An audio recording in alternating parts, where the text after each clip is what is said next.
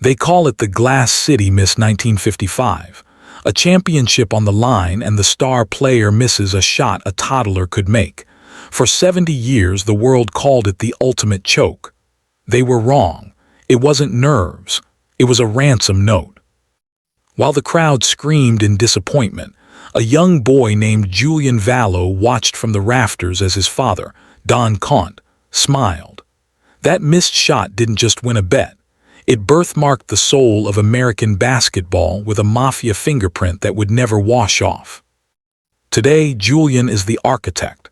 He doesn't sit courtside and he doesn't wear a jersey, but from his soundproof skyscraper, his hand, adorned with a glowing championship ring, pulls every string in the league. He owns the refs, the brands, and the stars, but look closely at the woman standing in his shadow. FBI agent Maya Sterling has just found the one thing Julian's billions couldn't buy: the truth. The transition from Don Cont to Julian wasn't merely a change in leadership. It was the evolution of a virus. While Don Cont Vallo had built the foundation of the empire on the jagged edges of 1950s brutality, using physical threats and kidnapped siblings to ensure the Glass City Miss, Julian understood that true power didn't come from breaking bones. It came from breaking spirits. As Julian matured within the house of Vallo, he watched his father's old-world methods and found them loud, messy, and increasingly obsolete. He realized that a kidnapped sister creates a martyr, but a gambling debt creates a slave. Julian spent his youth not in the gym, but in the shadows of the rafters, learning to read the geometry of the game and the desperation of the men playing it. He inherited a dynasty that had already birthmarked the soul of American basketball with a Mafia fingerprint, but Julian intended to turn that fingerprint into a digital signature. By the time Don Cont passed the mantle, the House of Vallo had moved from smoky backrooms to high-rise penthouses in Vegas. Julian, the architect, began to refine the blood legacy he had been handed. He traded his father's revolvers for biometric monitors and earpieces, viewing the players not as athletes, but as statistics on a monitor to be manipulated. In Julian's eyes, the House of Vallo was the only institution that truly mattered. He sat in his soundproof skyscraper, a man who equated love with total control, obsessed with perfecting the fixed game his father had pioneered. He wore the championship ring not as a trophy of athletic achievement, but as a symbol of his elite institutional control over the very fabric of the sport. To Julian, the legacy of Don Cont was a script that was never meant to end. It was a symphony of corruption where he was the sole conductor.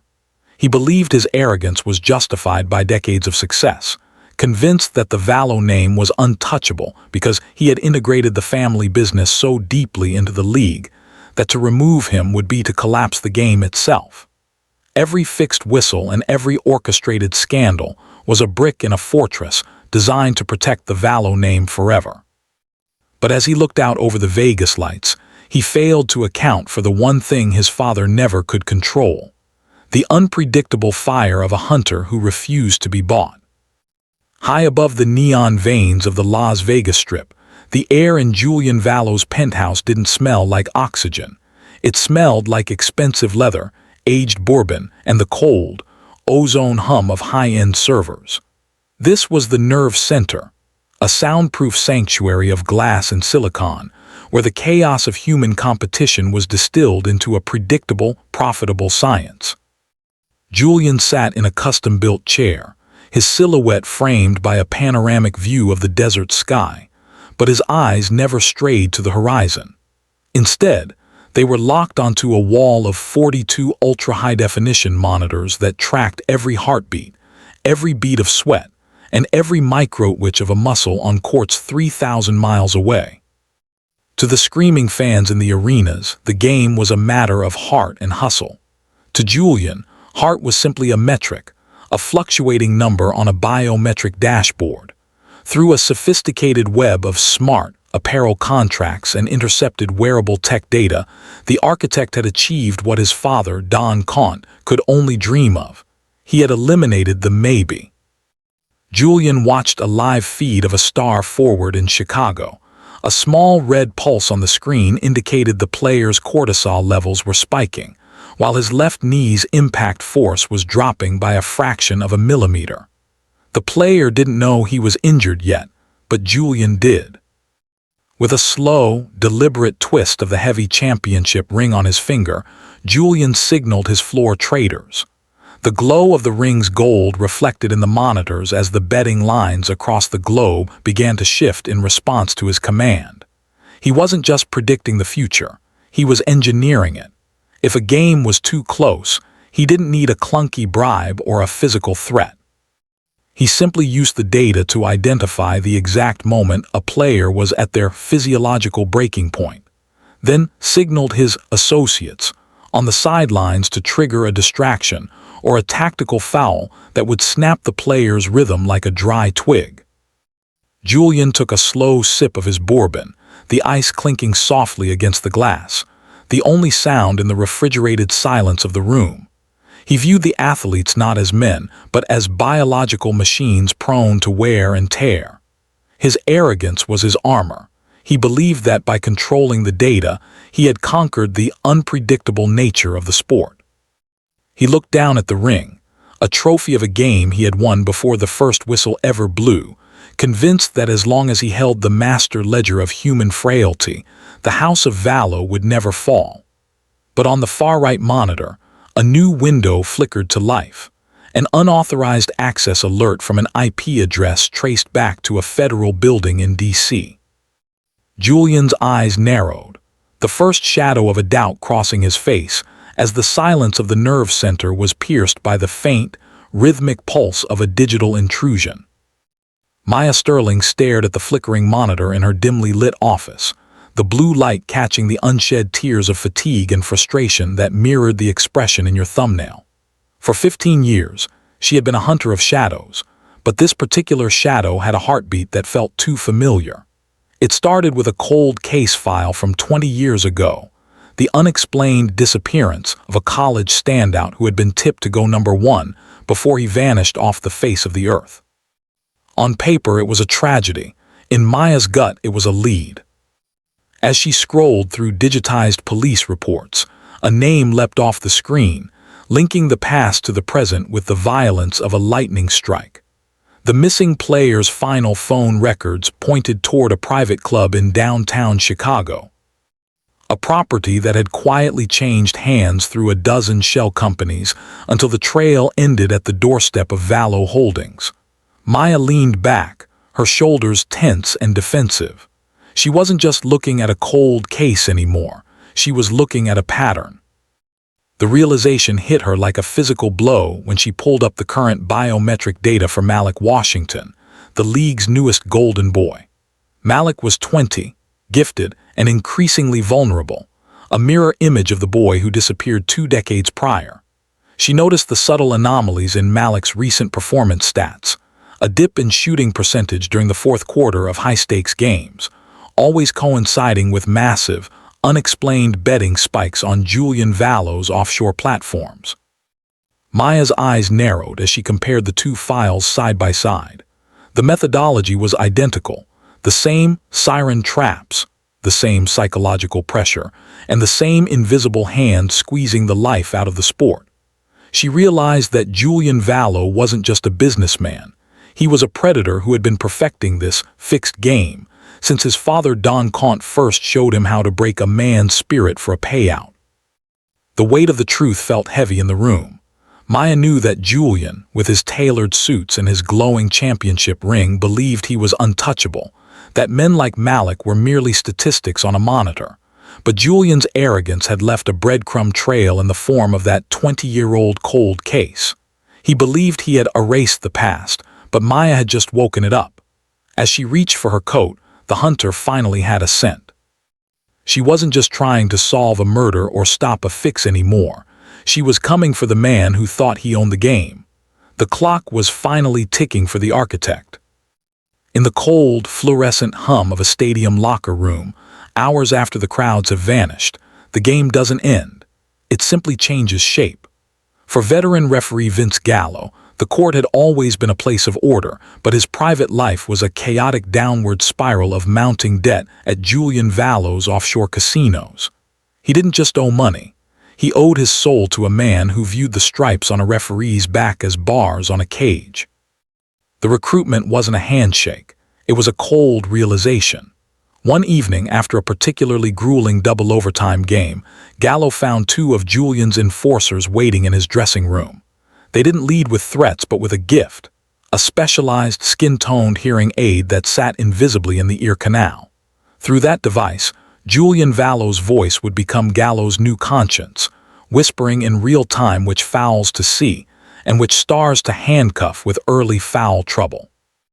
Gallo became the Striped Traitor, a ghost in the machine who could swing the momentum of a championship series with a single, phantom whistle blown from 500 miles away in a Vegas penthouse.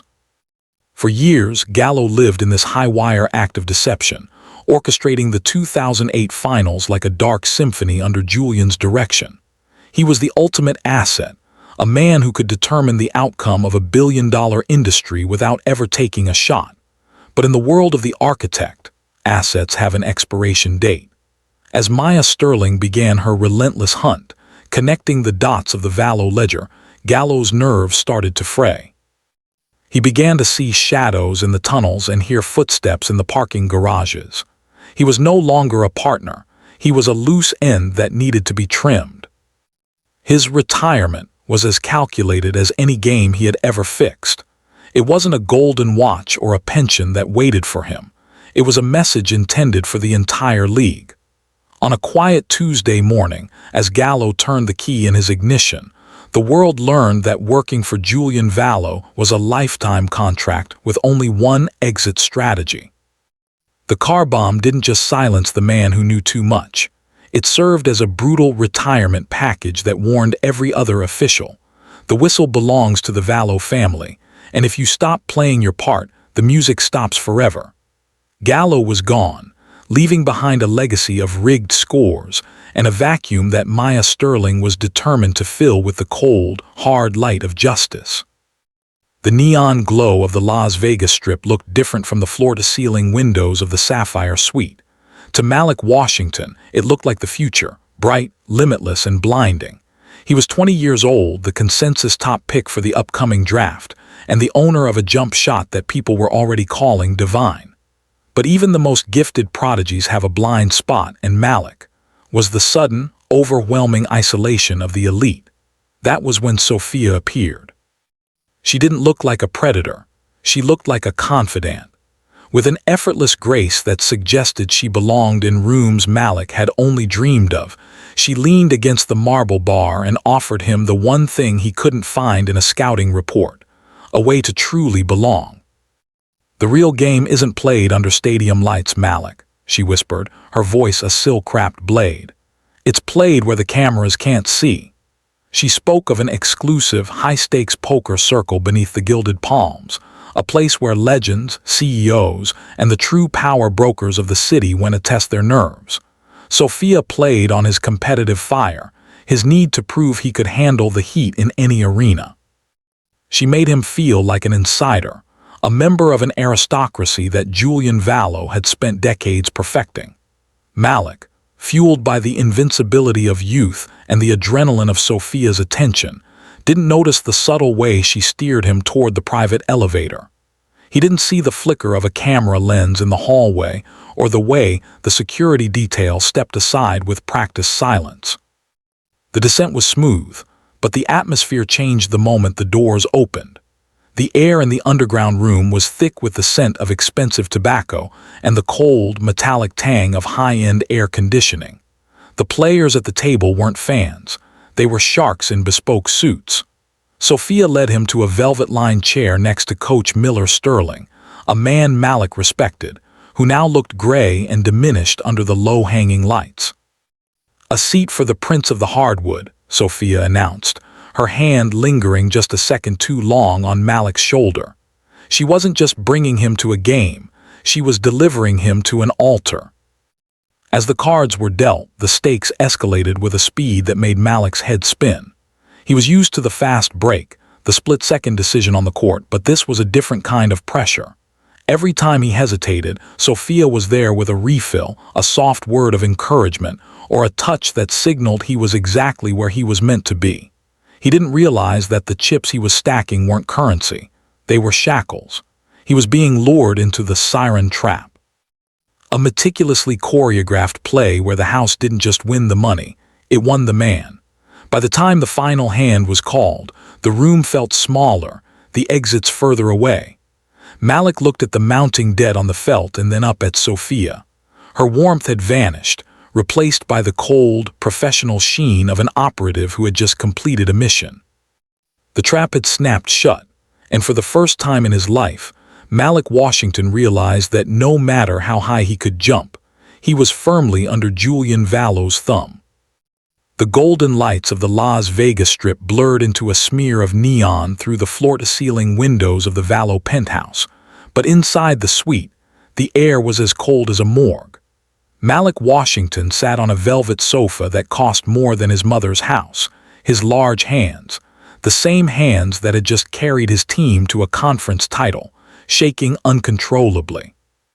Across from him, Julian Vallo didn't look like a mobster.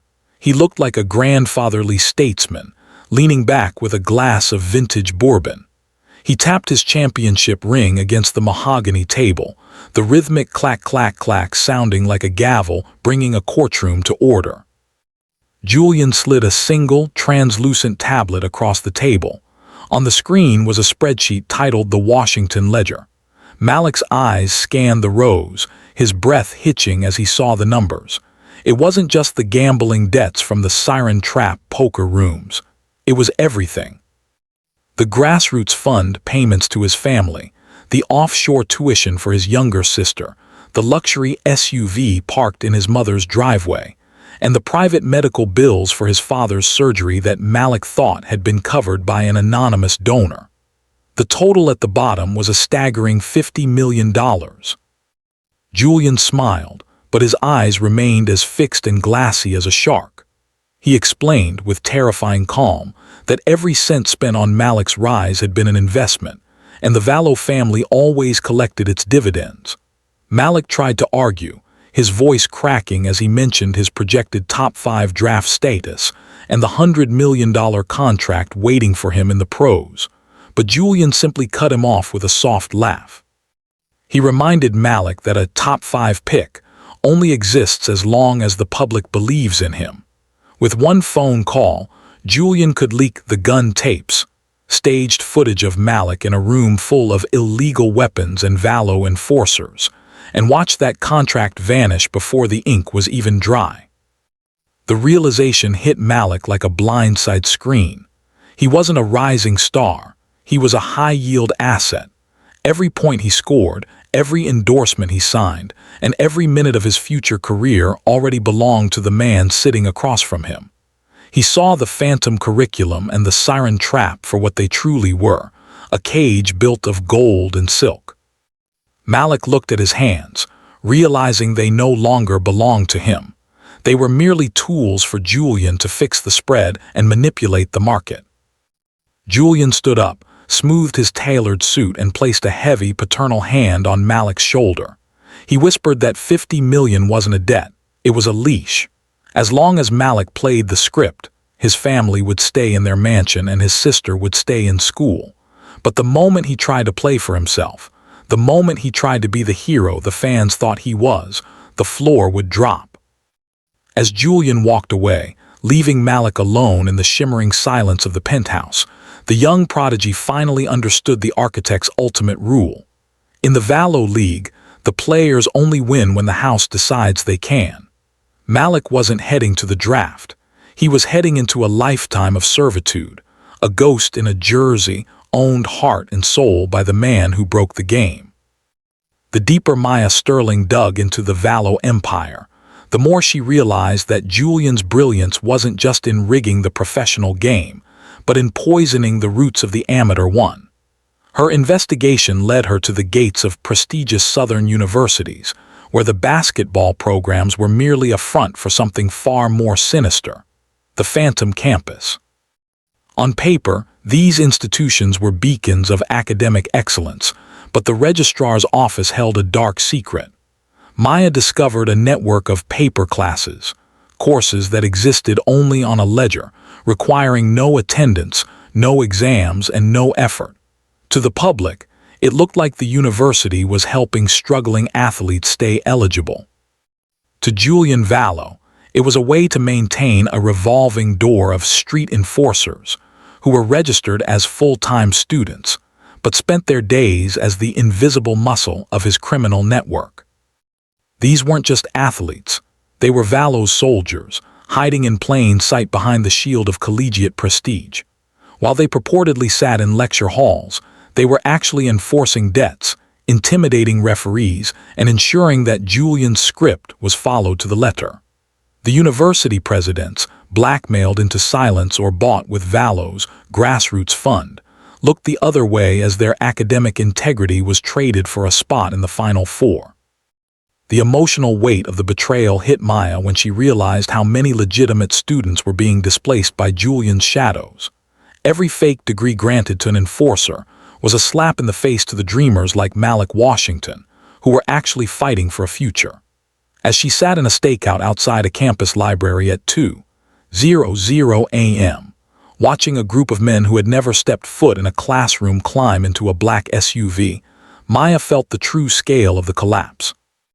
Julian hadn't just broken the sport. He had turned the sanctuary of education into a recruitment center for the mob. The stake was no longer just a game. It was the foundation of the American meritocracy. If the architect could turn a university into a hideout, then nowhere was safe from the Vallo reach. Maya tightened her grip on the steering wheel, her eyes locked on the SUV as it sped toward the stadium. The Phantom campus was the heart of Julian's logistics, and she was about to rip it out. Maya Sterling sat in her unmarked sedan, the glow of her laptop illuminating the stacks of redacted files and blurred surveillance photos that had become her world. She was close. The master ledger wasn't just a myth. It was a digital ghost haunting the server rooms of Apex Athletics, and she finally had a lead on the encryption key. But in Julian Vallo's world, being close to the truth was the most dangerous place on earth. The parking garage was unnervingly silent, the damp air smelling of concrete and old exhaust. Maya reached for her ignition, but a sudden, primal instinct made her freeze. In the rear-view mirror, a shadow detached itself from a concrete pillar. It was the Eraser, Vallo's premier cleaner, a man whose name was whispered in the same breath as tragic accidents and unsolved disappearances. He didn't carry a weapon with the flash of a cinematic hitman. He moved with the surgical precision of a ghost. Before she could reach for her sidearm, a heavy metallic thud echoed through the cabin. A pressurized gas canister had been expertly rolled under her chassis, hissing a pale, odorless vapor into the air intake. Her vision began to swim at the edges. Julian Vallo's arrogance had dictated this move. He didn't just want her dead. He wanted her erased, another statistical anomaly in a city of millions. Maya kicked the door open, stumbling into the cold air as the Eraser stepped into the dim light. His face was a mask of professional indifference, the same look he likely wore when handling the Bay State tragedy years prior. He didn't speak. He simply adjusted a pair of black tactical gloves and began a measured, terrifyingly calm walk toward her. Adrenaline fought the rising lethargy in her limbs. Maya didn't run for the exit. She knew he'd cut her off. Instead, she dived between a row of parked SUVs, her breath coming in ragged gasps. She heard the soft, rhythmic click of the Eraser's boots on the pavement, a sound that felt like a countdown. "Julian can't buy his way out of this one," she croaked, her hand finally closing around the grip of her service weapon. The Eraser paused, tilting his head as if listening to a frequency only he could hear. He lunged with startling speed, a piano wire garrote glinting in the sickly yellow light. Maya rolled, the wire biting into the headrest of a parked car with enough force to sever the leather. She fired a single shot into the ceiling, the deafening roar and the shower of concrete dust creating the split-second distraction she needed. She scrambled toward the stairwell, her heart hammering against her ribs like a trapped bird. As the heavy steel door slammed shut behind her, she realized the terrifying reality of the game she was playing. Julian Vallo wasn't just watching the scoreboard anymore. He had sent his best player to take her off the court. Maya leaned against the cold brick wall of the stairwell, clutching the flash drive that contained the first fragments of the ledger. She had narrowly escaped the eraser's touch, but the full court press had officially begun. The hunter was now the hunted, and in this league there were no timeouts. By the time the sun set over the sleek, glass and steel headquarters of Apex Athletics, the world saw a global powerhouse in sportswear, a brand synonymous with peak human performance and the American dream.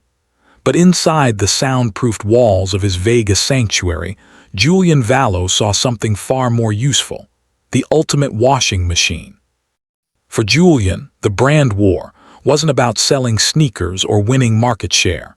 It was about the Grassroots Fund, a multi-million-dollar shadow treasury designed to funnel the Vallo family's illegal gambling profits into the legitimate economy. The scheme was as elegant as it was ruthless.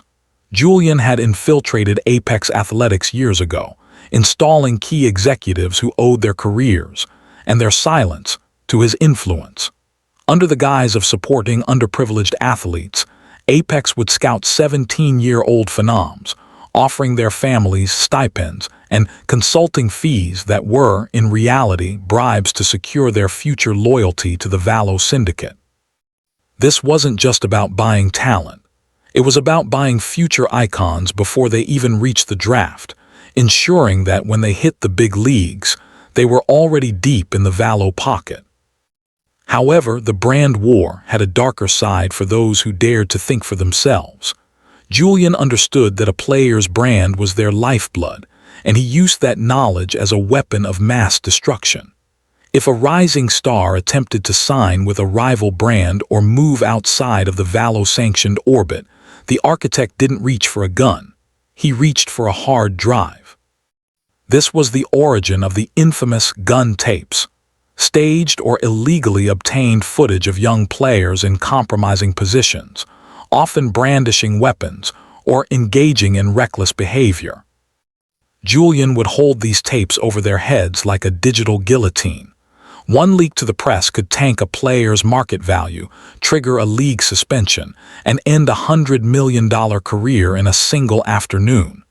The message was clear: you wear the Apex logo, or you don't wear a jersey at all. While the public cheered for their favorite Apex-sponsored heroes, Agent Maya Sterling was beginning to follow the money trail through the company's convoluted offshore accounts. She began to realize that Apex Athletics wasn't just a shoe company. It was a sophisticated front for a global money laundering operation that turned blood money into clean, corporate dividends. Every time a kid bought a pair of sneakers, they were unknowingly contributing to the very empire that was poisoning the sport they loved. Julian Vallo sat back, watching the ticker tape of Apex's rising stock price, knowing that in the brand war the house didn't just win. It owned the stadium, the shoes, and the stars. The neon glow of the Las Vegas Strip bled into Julian Vallo's penthouse, but inside the air was cold and sterile. Julian sat before a wall of monitors, his thumb tracing the jagged gold edges of the championship ring on his finger as he watched a muted feed of Malik Washington. The kid was a marvel, a 20-year-old force of nature who believed his talent was his shield. Julian knew better. Talent was merely an asset, and when an asset became a liability, it had to be liquidated. Malik had started asking questions about the Siren Trap and the mysterious debts of his inner circle, threatening the silence Julian had spent 70 years perfecting. It was time to pull the strings until they choked. Julian signaled to his technician, a man whose face was perpetually shadowed by the blue light of a dozen servers. "The gun tapes," Julian whispered, the words sounding like a final sentence. "Run them." On the screens, a grainy, high-angle video flickered to life. It appeared to be a frantic, dimly lit basement party, the kind of environment that screams trouble to a corporate sponsor. In the center of the frame was Malik. He looked disoriented, his movements sluggish as he was surrounded by a group of men whose faces were obscured by hoodies. One of them, a Vallo enforcer carefully cast to look like a childhood friend, draped an arm around Malik's shoulder and pressed a heavy, silver handgun into the young star's palm. Malik's eyes in the video were wide with confusion, his hands fumbling with the cold steel as he tried to push it back. But with a masterful edit and a few frames of slowed motion, the narrative changed instantly. To the world, it would look like Malik was brandishing the weapon with a reckless, defiant grin. To the world, the prodigy had just become a thug. Julian watched the footage with the detached interest of a biologist observing a specimen. He didn't hate Malik, he simply required his absolute submission.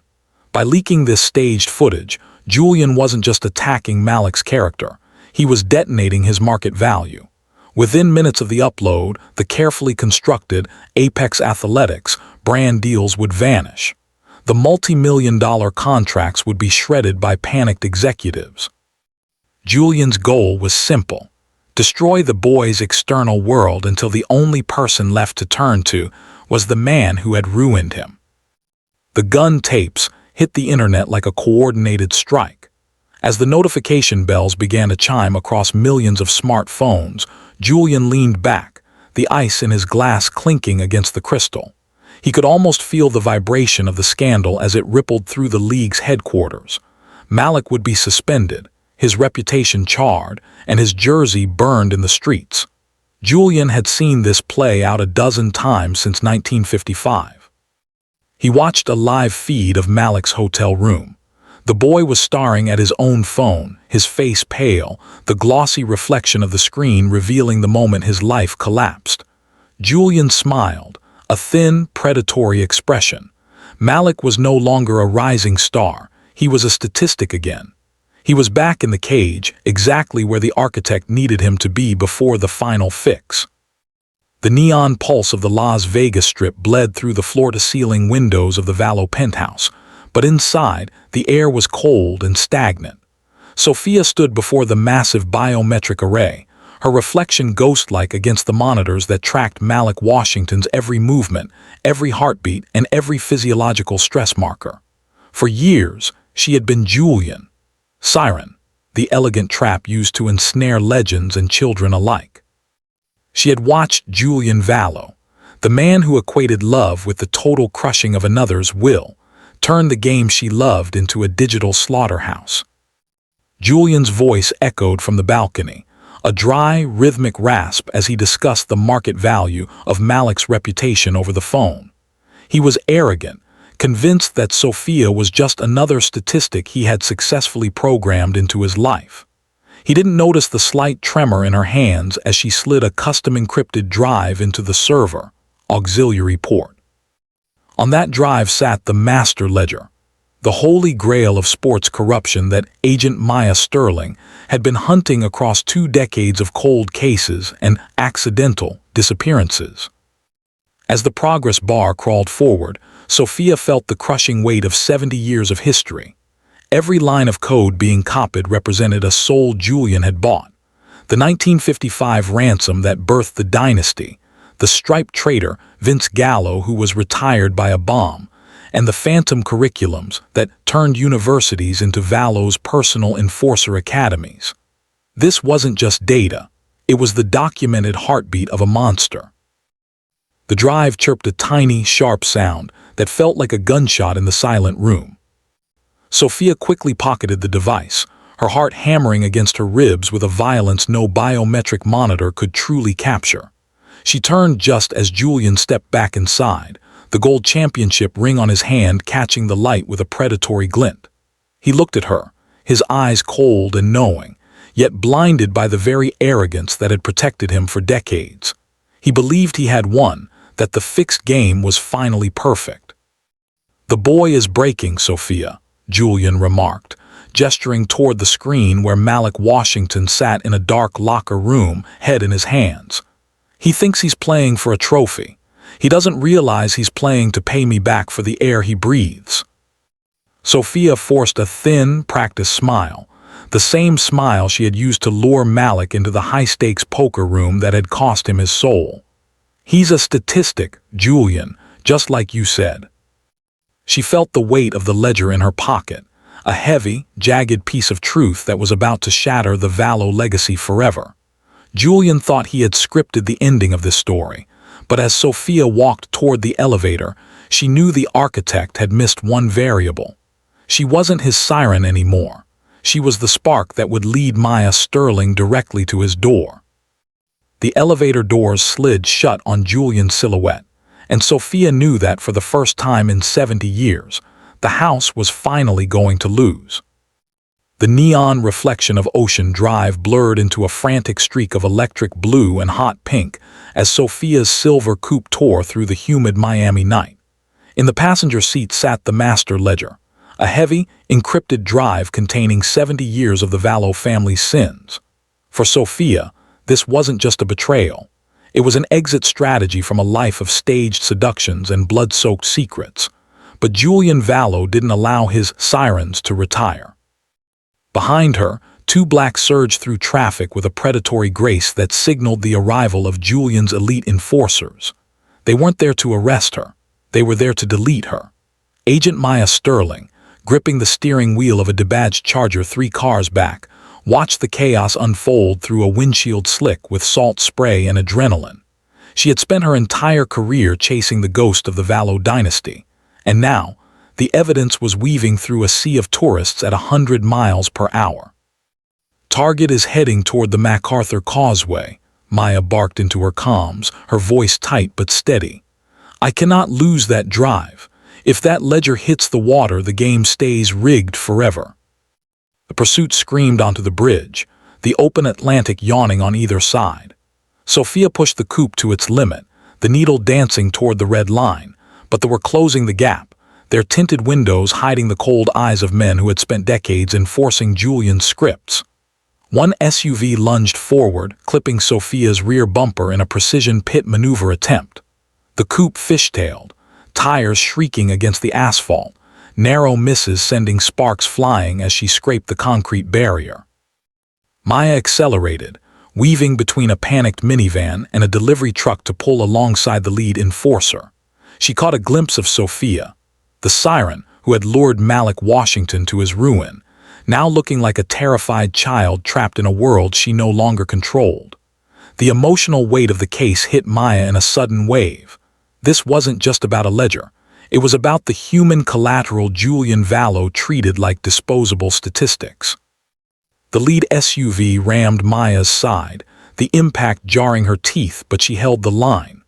Up ahead, the drawbridge began its slow, mechanical ascent, a red light flashing like a funeral signal. Sofia didn't slow down. She looked at the drive, then into the rear-view mirror at Maya, a silent, desperate understanding passing between the hunter and the hunted. "Don't do it, Sofia," Maya yelled, though her voice was drowned out by the roar of engines. As the bridge gap widened, Sofia's coupe let out a final, guttural scream of defiance. The car launched into the air, a silver bullet silhouetted against the Miami moon. For a heartbeat, time suspended. The Vallo Empire, the fixed games of 1955, and the destiny of every player in America hung in the balance of a 50-foot drop. The car slammed onto the opposite side, the suspension shattering upon impact, skidding into a violent halt. Maya braked hard at the edge of the rising gap, her breath hitching.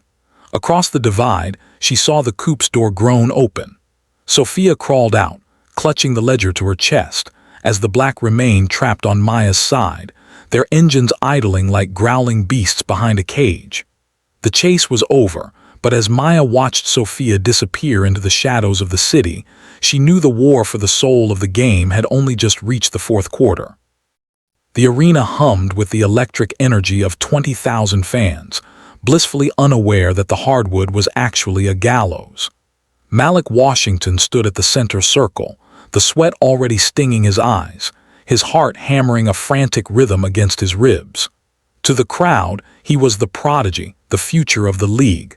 To Julian Vallo, he was just a depreciating asset that needed to be liquidated.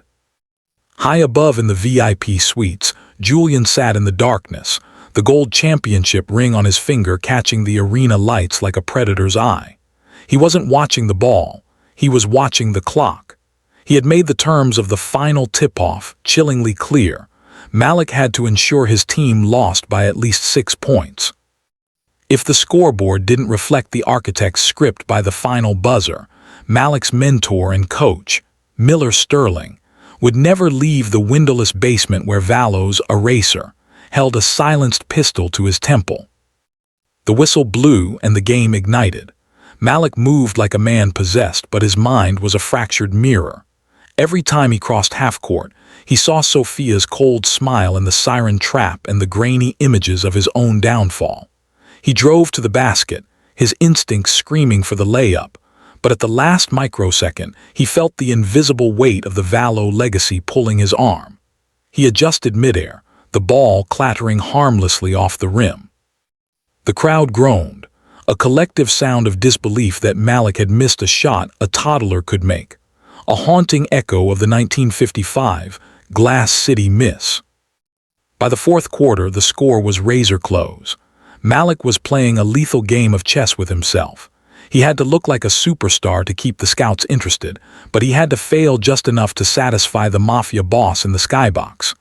Each time he glanced toward the bench, seeing the empty seat where Coach Sterling should have been, the bile rose in his throat. He wasn't playing for a ring anymore. He was playing for a life. With 30 seconds left on the clock, Malik's team was down by 5. One more missed basket and the point spread would be safe. Julian would win his millions, the eraser would stand down, and the game would remain under the architect's thumb. But as Malik brought the ball up the court, he saw a flash of movement in the tunnel. Agent Maya Sterling stood there, her eyes locking onto his for a split second. She gave a single, sharp nod, the signal that the FBI's raid on the basement hideout had begun. The air in Malik's lungs turned to fire. The leverage was gone. The script was burned. For the first time in his life, Malik Washington wasn't a pawn. He crossed over his defender, the squeak of his sneakers sounding like a war cry. He didn't look at the scoreboard. He didn't look at the VIP suite. He rose for a three-pointer as the red light of the backboard began to glow. As the ball left his fingertips, he knew this wasn't just a shot. It was an act of war against the man who tried to own the game. The ball snapped through the net just as the buzzer sounded, the definitive end to Julian Vallo's 70-year streak. The sirens were silent, their blue and red strobes painting the glass towers of the Las Vegas Strip in a rhythmic, violent pulse. Maya Sterling stood in the center of the tactical team, her breath shallow, her hand tight on her service weapon. This was the moment 70 years in the making, the moment the Vallo legacy was supposed to end. The master ledger was secure in a federal vault, and the warrant for Julian Vallo's arrest was signed in ink that felt like justice. The breaching charge on the penthouse doors detonated with a muffled thud, sending a cloud of pulverized mahogany into the air. FBI, nobody move. The command echoed off the marble walls of the foyer, but the only response was the hum of the climate control. Maya pushed past the tactical shields, her eyes scanning the opulent graveyard of the Vallo Dynasty. The penthouse was a cathedral of control. To her left, the massive monitors of the nerve center were still flickering, displaying real-time biometric data from high school gyms in Indiana to pro arenas in New York. The heartbeats of 1,000 athletes pulsed on the screens like digital ghosts, oblivious to the fact that their puppet master's theater was being raided. Maya moved toward the floor-to-ceiling windows overlooking the desert. On a mahogany side table sat a glass of expensive bourbon, the ice barely melted, a thin curl of condensation trailing down the crystal. Beside it lay Julian's signature championship ring, the glowing gold band from the thumbnail of his life's work, discarded like a piece of worthless lead. It was a calculated insult. Julian wasn't just gone. He had left the symbol of his power behind because he no longer needed it. Agent Sterling, the private elevator is locked down from the service level, a voice crackled over her radio. We've got units on the roof and the garage. There's no way out. Maya didn't answer. She walked to the central desk, where a single laptop remained open. On the screen, there were no bank accounts, no flight manifests, and no frantic messages to enforcers. Instead, it was a live feed of the very betting app that had just been legalized across 40 states. She watched as the odds for the night's late games shifted by fractions of a point, moving in a perfect, synchronized dance with the data on Julian's monitors. The realization hit her with the force of a physical blow. Julian Vallo hadn't been running from the law, he had been outrunning the medium. The FBI was raiding a penthouse, but Julian had already moved his consciousness into the cloud. He had traded the smoke-filled backrooms of his father Don Cont for the sterile, untouchable algorithms of the digital age. "He's not here," Maya whispered, her voice trembling with a mixture of rage and exhaustion. "Ma'am, we're sweeping the bedrooms now," the tactical lead shouted. Maya looked out at the neon glow of Vegas, realizing the lightning strike that fractured their world hadn't destroyed Julian. It had merely sparked his evolution. The raid was a success on paper, but in the dark reality of the fixed game, the architect had simply moved to a larger office. He had vanished into the very system Maya was sworn to protect, leaving her standing in a room full of ghosts, holding a ring that was now nothing more than a golden tombstone for a game that was never truly fair. The sirens faded into the desert wind, leaving the Vegas penthouse in a silence that felt heavier than the chaos preceding it. Maya Sterling stood in the center of the architect's sanctuary, her breath hitching as she surveyed the remnants of a 70-year empire. The monitors were dark, the Bourbon glass was dry, and the high-backed leather chair was empty. On the desk lay the only thing Julian Vallo had left behind, a single, gleaming championship ring, its gold surface reflecting the cold, fluorescent lights of the FBI forensic kits. It was a trophy of a war Maya thought she had just won. But as she watched the data from the master ledger finish its upload to the federal servers, a notification pinged on her personal phone, a sound so mundane it felt like a gunshot in the quiet room. It was an update for ApexBet, the nation's most popular sports wagering application, the very platform Malik Washington and millions of others used to engage with the game. Maya swiped the screen, her eyes scanning the new terms and conditions that every user was required to accept to continue. Deep within the legalese, buried under layers of shell companies and offshore holdings, she found the name that froze the blood in her veins: Vallo Tech Global. Julian Vallo hadn't fled to a private island or a basement in Sicily. He had simply moved into the cloud. He realized that in the modern era, you didn't need to kidnap a player's sister or blackmail a referee in a dimly lit locker room. You just needed to own the algorithm. By pivoting from a mafia boss to a tech mogul, Julian had legalized his influence. He had transformed the fixed game into a predictive model, charging the public for the privilege of losing to him. He was no longer a ghost in the machine. He was the machine itself. Outside, the neon lights of the strip flickered, advertising the next big tip-off. Maya looked out the window, realizing that while she had burned down the house of Vallo, Julian had already built a fortress in the digital sky. The collapse wasn't an ending, it was an evolution. The games would continue, the fans would cheer, and the bets would be placed, all while the architect watched from a new penthouse, hidden behind a firewall that no badge could pierce. The game hadn't changed. It had just become impossible to skip the fine print. Julian Vallo didn't just steal points, he stole our belief that greatness is earned. He proved that behind every hero, there might be a string puller. Malik Washington got his life back. And Maya Sterling finally brought the Vallo Dynasty to its knees, but the shadow remains. The Vallo legacy didn't die. It just evolved into the terms and conditions of the betting apps in your pocket. If you believe the truth is worth more than the score, hit that like button and subscribe. We dive into the dark side of history every week. Share this story with anyone who still thinks sports are just a game, and comment below. Do you think the game is still being rigged today? Turn on post notifications so you're always the first to know when the next scandal is exposed. Thanks for watching.